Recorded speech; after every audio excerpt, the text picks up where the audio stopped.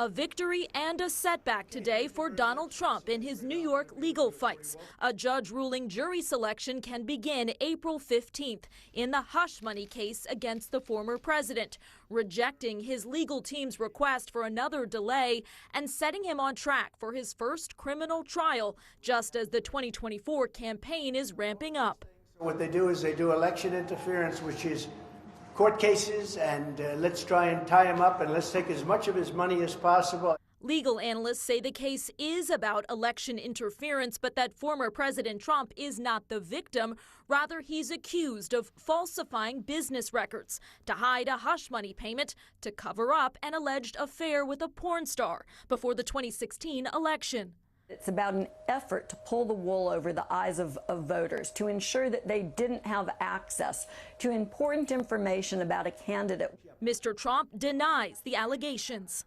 I would have no problem testifying. I didn't do anything wrong.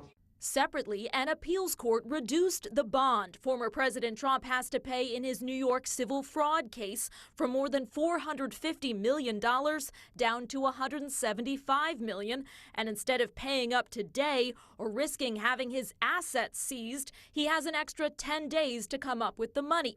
The former president said he will pay it. And we'll post whatever is necessary, whether it be cash or securities or bonds.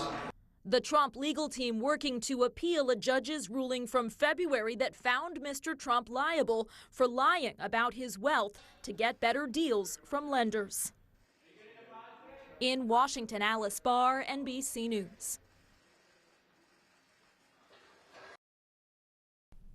As for how former President Trump will pay that bond, when pressed by reporters, he said he thought it would be possible to borrow the money from a foreign entity, but that he wouldn't need to because he says he has plenty of cash that he says he wants to spend on his campaign, though that's something he has not done up to this point. In Washington, Alice Barr, NBC News.